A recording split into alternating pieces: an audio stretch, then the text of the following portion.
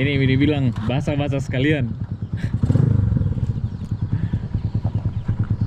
Ini kita baru sampai di kantor desa Bonelemo, Kecamatan Bajo Barat, bersama dengan teman-teman OKG Generasi.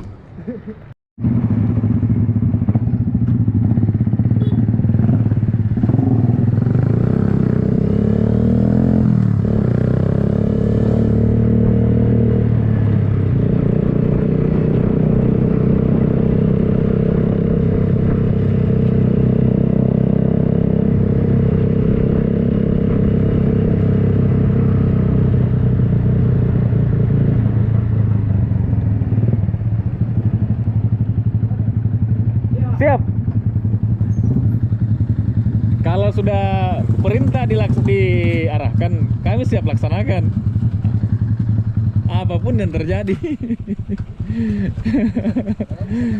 Nah, itu tuan rumahnya, Kepala Desa Bonelemo.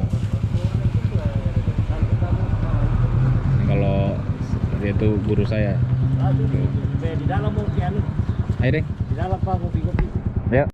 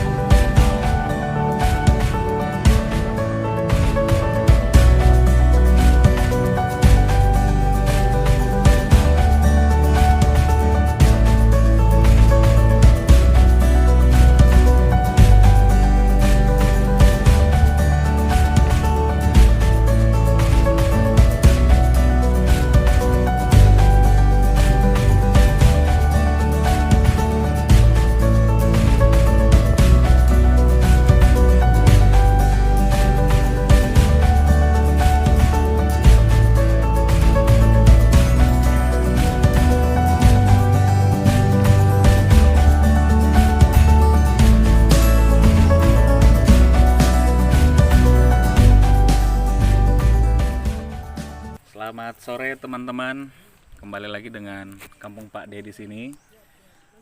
Perjalanannya lumayan karena harus menembus hujan sesuai dengan janji yang harus ditepati.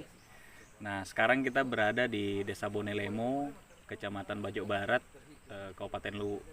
Kebetulan saya lagi bersama dengan yang punya kampung. Nah, kalau di organisasi biasanya saya anggap beliau ini sebagai dosen saya, karena selain anak muda, saya juga merasa bahwa banyak ilmu yang bisa saya timba dari beliau terkait dampak lingkungan, terus kemudian pemerintahan, terus kemudian apalagi namanya sekaitan dengan pengelolaan keuangan desa. Karena yang biasanya saya lihat tabrak tembok cuman beliau saja, jadi rujukannya harus ke beliau. Nah, kebetulan namanya beliau ini Bapak, biasanya panggil Daeng Baso SH. Nah, apa kabar Deng? Alhamdulillah Baik. Terus gimana aktivitas beberapa waktu ini? Kalau aktivitas kita ya biasalah orang kampung, sawah, ke kebun, naik gunung karena saya hobinya masuk hutan. Dari dulu jadi itu terus saya lakukan sampai hari ini di sela-sela kesibukan sebagai kepala desa. Di sela-sela kesibukan sebagai kepala desa. Nah, ini kan kalau kami ini kan sebenarnya rombongan, Deng.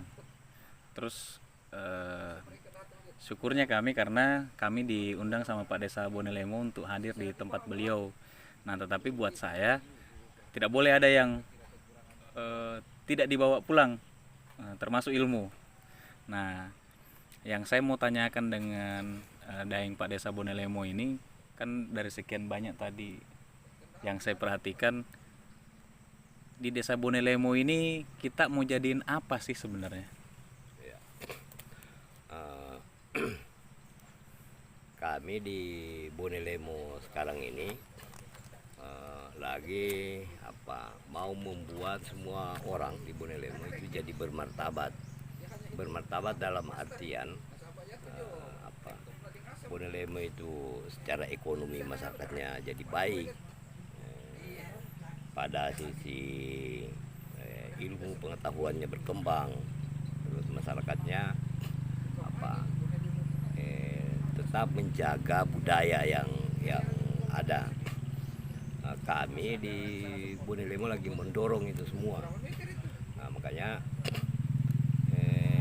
salah satu yang menjadi core pembangunan di Desa Bonelemo ini ya terkait dengan wisata pendidikan itu. Apa yang kami maksudkan dengan wisata pendidikan itu ada dua sebenarnya poin utama di situ. Yang pertama itu pengembangan sumber daya manusia. Terus kedua pembukaan lapangan kerja. Tapi pengembangan sumber daya manusia dan pembukaan lapangan kerja itu basisnya budaya. Makanya dalam semua proses yang kami coba lakukan, prosesnya kita ke situ. Hari ini kalau orang menyebut survive, kami memaknai survive itu bahwa dalam setiap keadaan ke depannya kita harus bisa bersaing dengan siapapun yang akan hadir dan harus siap. Ini situasi hari ini atau kondisi hari ini memang menuntut semua orang harus siap bersaing dengan siapapun karena dunia hari ini kan terbuka. Kami berharap sumber daya yang begitu banyak yang dimiliki oleh Desa Bonelemo ini pemanfaatan sebesar-besarnya untuk masyarakat khususnya masyarakat Desa Bonelemo ya, dan secara lebih luas Kabupaten Luwu dan negara kita lah, kira-kira begitu. Sebelum kita lanjut itu sekaitan dengan harapannya kita sebagai kepala desa, ada yang sedikit menggelitik di pikiran saya. Kita ini kan pernah menjadi anggota DPR, terus kemudian sekarang menjadi kepala desa. Malah jauh hari sebelumnya itu pernah jadi NGO, malah 15 tahun kalau nggak salah ya. Dan kita ini termasuk kepala desa yang terkenal mulai dari jadi anggota dewan itu sangat idealis dan sangat punya prinsip. Iya. Eh, Sampai di usia sekarang watak NGO-nya itu masih eh, apa namanya diaplikasikan dalam proses pemerintahan. Nah, kok kita sampai segetol itunya sih? Apa sih? Apakah misalkan setiap pembangunan yang ada di Bonelemo ini harus betul-betul disikapi secara serius dalam hal dampak lingkungannya atau seperti apa? Atau memang kita tidak menyetujui atau tidak bersepakat bahwa Bonelemo itu bahasa anunya kayak bagus sih kalau dianu, bagus sih kalau dibangun kayak gitu deh. Kan prinsipnya kita sebenarnya di budayanya kita, kalau ada orang mau masuk rumahnya kita, dia harus kasih tahu kita bahwa saya mau masuk, saya mau nginap, saya butuh ini dan seterusnya, supaya kehadirannya dia itu menjadi sahabat buat kita. Tapi kalau ada orang yang hadir di kampungnya kita atau di rumahnya kita, terus mau mengatur dirinya sendiri tanpa memberitahu ke kita, itu kan jadi masalah. Dan budayanya kita mengajarkan kita untuk model-model begitu. Dan kita punya kedaulatan desa untuk Kita itu. punya kedaulatan desa, kita punya otonomi desa, Otonomi desa. kita punya kewenangan untuk mengelola kita punya desa. Betapa miris misalnya ada orang datang dengan perilakunya sendiri. Nah, sementara kita ini berjuang dalam wilayah desanya kita bagaimana membuat masyarakat kita semua yang ada di satu tempat itu menjaga kemartabatan itu, menjaga budaya yang selama ini sudah membesarkan kita. Satu kampung itu katakanlah kayak Bonelemo misalnya, kenapa kita semua masih bisa tinggal di Bonelemo? Karena ada budaya yang membuat kita tetap bisa tinggal di sini, saling menghargai, saling menghormati, saling mengasihi, saling menolong lah, kira-kira begitu. Itulah yang membuat kita tetap jadi betah tinggal di sini. Tapi kalau semua itu hilang, maka akan ada sebagian orang bahkan mungkin secara bersama-sama akan tinggalkan kita punya kampung. Jadi pada prinsipnya kita tidak menolak sebuah pembangunan di wilayah Anta, tetapi lebih kepada mengajak mereka semua itu untuk berkolaborasi dengan baik, terus tetap menjaga kearifan lokal, kira-kira begitu deh. Ya. Saya juga sering disebut orang itu anti tambang. Kami bukan anti tambang. Saya sendiri bukan anti tambang, karena kita harus menyadari hari ini ada banyak yang hanya bisa kita gunakan atau kita bisa dapat manfaatnya dengan tambang. Nah, cuman itu tadi yang pertama, kalau ada mau dikerja, ayo kita bicara sama-sama. Kalau manfaatnya banyak, manfaatnya lebih banyak, mudaratnya lebih sedikit, ayo sama-sama kita dukung. Ayo kolaborasi. Ayo kolaborasi. Masalah seriusnya hari ini itu tadi, kadang-kadang ada orang datang tidak bilang-bilang. Itu kan masalah tuh yang begitu. Nah, Nggak sopan. Nggak sopan. Kau datang di kampung kau mau buat macam-macam tanpa memberitahu. Ini yang orang menganggap kita begitu. Kita bukan begitu. Kita bisa pakai HP hari ini, bisa bangun rumah, itu kan hasil tambang. Tapi poinnya ayo bicara sama-sama supaya kita bisa nilai. Siap. Ya katakanlah yang paling ribut saya sekarang ini Mas Mindo misalnya. Kenapa saya paling ribut tentang Mas Mindo? Ada banyak yang tidak terbuka. Ini urusan ketidakterbukaan. Kalau seandainya dia mau lakukan itu, apa yang dia mau lakukan, apa yang dia mau buat, apa manfaatnya untuk katakanlah kita yang ada di sini, terus bagaimana dengan keluarga yang ada di hilir sana.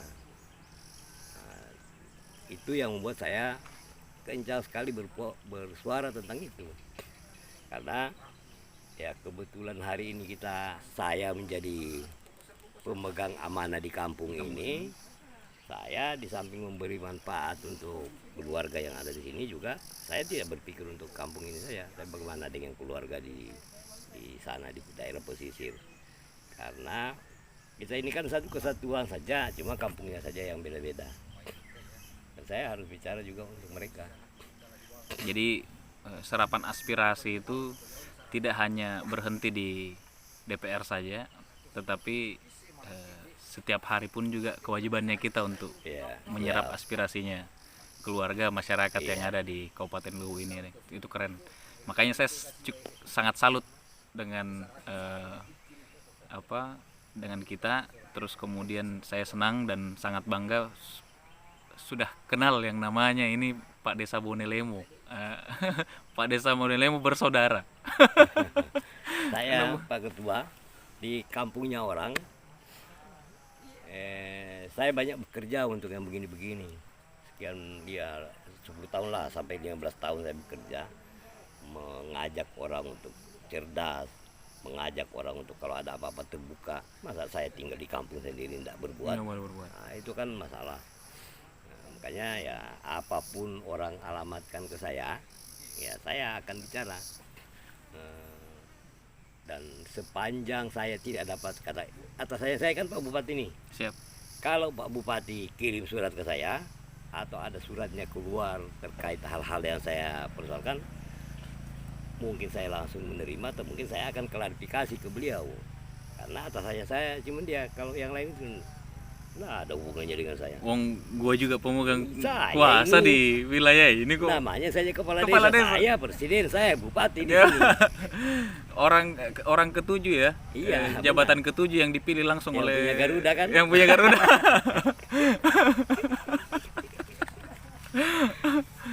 Presiden, gubernur, bupati, wali kota, kepala desa yang dipilih langsung dan diberikan mandat langsung oleh masyarakat. Nah, terus ini saya kan nanya-nanya ini, Deng, karena saya mau kasih kait dengan nawacitanya kita dalam membangun Desa Bonelemo. Coba dong, Deng, kalau bisa kita bedah di Bonelemo ini. Tadi itu kita sempat sindir sedikit, bakalan mau bangun untuk pupuk kompos. Terus kemudian selain pupuk kompos dan manfaatnya untuk masyarakat itu sendiri apa saja nih? Oke, jadi apa yang kami melakukan ini istilahnya kita di Bonelemo ini semua dilakukan, pembangunan ini terpadu. Jadi kalau kita bicara rumah kompos itu sekaligus kita bicara lingkungan. Karena salah satu penghasil polusi gas metan terbesar sebenarnya itu sampah itu. Nah, jadi kami bicara kompos, kami sebenarnya berupaya untuk mengurangi polusi itu lewat gas metan itu. Jadi, sekaligus kita bicara lingkungan. Jadi kita tidak terpotong-terpotong, bukan yang ini sendiri tidak ada hubungannya dengan yang lain. Terus kami bicara kompos, sebenarnya kami bicara tentang pertanian. Kita akan bangun pertanian organik. Jadi keterkaitannya begitu. Terus Mata rantainya begitu. Jadi kita bukan per sektor kita bangun, tapi semuanya terkait. Terus contoh tadi ini kompos, kami bicara juga tentang pendidikan. Kenapa dari awal kita harus mengajar semua orang, termasuk anak-anak, bahwa lingkungan ini kalau kita tidak urus, kita tidak jaga, tidak bakalan bisa ditempati. Kalau terlalu banyak polusi, tempat itu tidak nyaman. Padahal kita kan berharap hari ini misalnya kita mau minum air, ada air tersedia, air bersih. Kita mau mandi, ada air untuk mandi. Kalau tidak diurus dari sekarang, ya mungkin kedepannya orang tetap ada air di Sungai Mali, tapi tidak layak lagi untuk ditempati mandi. Terus yang lain misalnya apa yang akan kita bangun ini istilahnya dalam wisata pendidikannya kita itu adalah sentra-sentra atau tempat-tempat pembelajaran. Kita mendorong anak-anak muda untuk pelihara madu. Lebah trigona misalnya itu tempat belajar. Jadi kalau ada orang mau merasakan madu trigona datang, bisa dia langsung rasakan di kotaknya, langsung hisap, terus mungkin pulang dia bawa oleh-oleh madu trigona. Terus kita kembangkan ternak misalnya. Kenapa kami kembangkan ternak juga? Karena kami butuh untuk kompos. Jadi memelihara kambing, memelihara sapi, memelihara ayam terkait dengan pupuk organik yang kami mau bangun di sini. Siklus asas manfaatnya dapat semua ya, dari semua sektor. Dari semua sektor. Ya. Jadi ini juga bagian daripada cara mengkritisi secara halus dan lebih bermoral. Saya selama ini banyak bersuara, apalagi waktu DPR kan saya banyak bersuara tentang ini. Sekarang saya tidak bersuara untuk yang begitu. Saya mau kasih contoh. Keren. Begini caranya. Begini caranya, bukan OPDA bikin ini, yang lain tinggal nonton. Benar. Iya. Padahal supaya ini bisa lebih sukses, visi misi Pak Bupati punya visi misi. Nah, supaya visi misinya berjalan ya semua UPD harus keroyokan gitu. Targetnya kita berapa lama ini untuk penyiapan sarana dan bisa beroperasi? Target paling ini sambil hujan-hujanan nggak apa-apa ya? Nggak apa-apa. Mungkin 2 tahun sampai 3 tahun lah semua akan lengkap. Karena hujan teman-teman. Karena kan untungnya ini salah satu keberuntungannya kita di kampung sini, kita masih punya hutan. Jadi kita juga mau buat wisata lintas alam. Mungkin sungai juga, atau kita siapkan tempat mandi lumpur di sawah. Kenapa kita bicara itu? Membangun karakter itu paling bagusnya itu di alam. Alam itu tidak bisa dibohongi. Kalau kita mau naik ke puncak pada saat capek jangan teruskan. Harus istirahat. Alam itu nggak bisa dibohongi. Nggak bisa dibohongi. Dan itu membangun karakternya paling benar di situ. Karena kalau kajili-jili pingsan kok di hutan. Iya. Ilmu baru lah gitu. Alam itu nggak bisa dibohongi. Nggak bisa dibohongi. Kalau tidak bisa, nggak bisa. Nah, misalnya kenapa kita mempersiapkan tempat mandi lumpur itu, kita mau mengajarkan anak-anak tentang kehati-hatian. Bermain lumpur itu memang dibutuhkan untuk pengembangan otak, memaksimalkan otak. Tapi di samping itu anak-anak butuh kehati-hatian.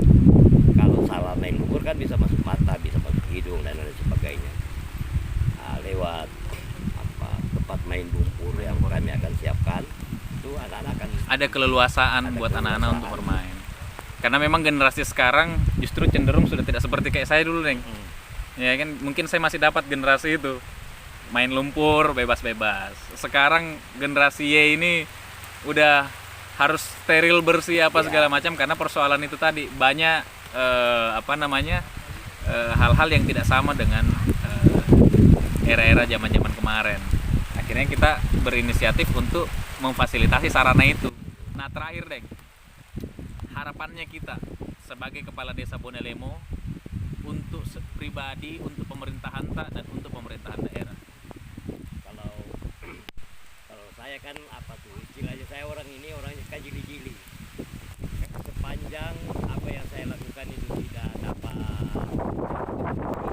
katakanlah perhatian saya dan sebagai kepala desa saya harapkan itu diberi ruang saja, diberi ruang untuk saya membangun berdasarkan potensi yang ada di Bonelemo itu sendiri. Kalau saya sendiri prinsipnya tidak bisa saya bekerja kalau tidak dapat dukungan dari kabupaten. Saya syukurnya hari ini saya selalu merasa saya didukung. Oh, siap. Insya Allah didukung. Saya selalu begitu merasa didukung lah. Karena tidak pernah sampai hari ini mungkin orang menyebut saya keras. Tapi hatinya lembut. Saya udah tahu. Sudah tahu. Saya cuma kelihatannya saja. Hatinya Hello Kitty kadang-kadang. Saya tahu itu, Deng. Terima kasih banyak. Ya, saya juga punya harapan mudah-mudahan kita sebagai kepala desa sama dengan saya hari ini kita bisa bersinergi, berkolaborasi dalam hal melaksanakan sebuah program yang positif untuk kepentingan masyarakat banyak. Dan saya ucapkan terima kasih banyak, Deng, yang sebesar-besarnya karena sudah kenal yang namanya Bakso SH dan saya cukup banyak mendapatkan ilmu di situ. Nanti kita akan sambung lagi pada saat launching destinasi wisatanya ini. Terus jangan lupa undang-undang. Ya, ya. Oke, baik. Terima kasih banyak, Neng. Dah. Kabur.